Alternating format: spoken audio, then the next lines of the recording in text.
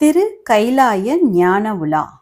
சுந்தரருடன் சேரமான் கைலாயம் சென்ற பொழுது சிவனை பெண்ணாக உருவகப்படுத்தி சிற்றிலக்கியம் ஒன்றை இயற்றினார். அதை சிவபெருமான் சாஸ்தா, ஐயனார், சாத்தன், சாத்தையனார், சாத்தப்பன் என்று அழைக்கப்படும் மாசாத்தையனாரைக் கொண்டு திருப்பிடவூர் என்னும் திருப்பட்டூரில் அரங்கேற்றம் செய்ய விரும்பினார்.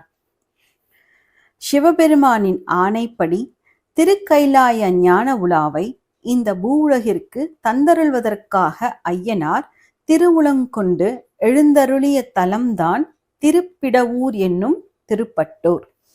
எனவே இங்கு ஐயனார் ஞான உலா அரங்கேற்றிய ஐயனார் என்று அழைக்கப்படுகிறார். பல்வேறு காலகட்டத்தில் சேர, சோழ, பாண்டிய மன்னர்கள் பலர் இங்கு வந்து சாத்தனாரை வணங்கிவிட்டுத்தான் மன்னர் சபையை கூட்டி ஆலோசிப்பார்களாம். போர் தொடுக்க பயணிப்பதற்கு முன் சாத்தனாருக்கு படையல் போட்டுவிட்டுதான் படையோடு கிளம்பி செல்வார்களாம். மன்னர் பலருக்கும் ஐயனாரே குலதெய்வமாக இருந்ததால் ஐயனாரை வணங்கி வந்திருக்கின்றனர். இதிலிருந்துதான் தமிழகம் எங்கும் ஐயனார் கோவில்கள் காவல் தெய்வங்களாக தோன்றியிருப்பதாக கல்வெட்டுகள் மூலம் அறிந்து கொள்ள முடிகிறது. கிராமத்தின் காவல் தெய்வமாக கருதப்படும் ஐயனாருக்கு தமிழகத்திலேயே மிகப்பெரிய கற்கோயில் திருப்பட்டூரில் தான் உள்ளது. சங்ககால பாடல்களில் இத்திருக்கோயில் மிகவும் சிறப்பிக்கப்பட்டுள்ளது.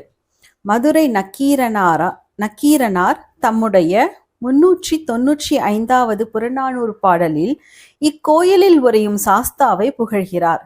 சேக்கிழார் பெரிய புராண பாடலை தில்லை அம்பலத்தில் தொடங்கி திருப்பிடவூர் என்னும் திருப்பட்டூரில் முடித்ததாக வரலாறு சொல்கின்றது.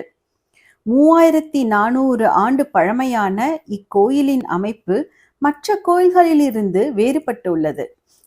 ராஜகோபுர வாசலில் இருந்து கோவிலுக்குள் நுழைந்ததும் முதலில் தென்படுவது பலிபீடமும் கல் யானையும். தெற்கில் வடக்கு பார்த்து காளியம்மன் என்ற நறுவிழி அம்பாள் என்னும் வனமாதா மகாமண்டபத்தில் விதான யந்திர வடிவத்தில் அமைந்துள்ளார். இங்கு அமர்ந்து தியானம் செய்பவர்களுக்கு உடலில் புதிய ஆற்றல் பிறக்கும் என்று நம்பிக்கை.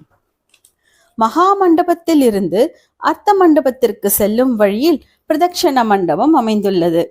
ஞான உலா அரங்கேறிய 18 கால் கல்மண்டபம் இன்றும் இங்கு உள்ளது. பூரண புஷ்கலா தேவியரோடு ஐயனார் இடது கையில் ஓலை சுவடியும் வலது கையை முழங்கால் மீது வைத்தும் அமர்ந்த கோலத்தில் காட்சியளிக்கின்றார். கழுத்து, மார்பு, விரல்கள், கணுக்கைகள், தோள்பட்டை ஆகியவற்றில் ருத்ராட்சங்கள் துலங்க கையில் சின்னதொரு ஓலைச்சுவடியை கொண்டு சிவஸ்வரூபமாக காட்சியளிக்கிறார்.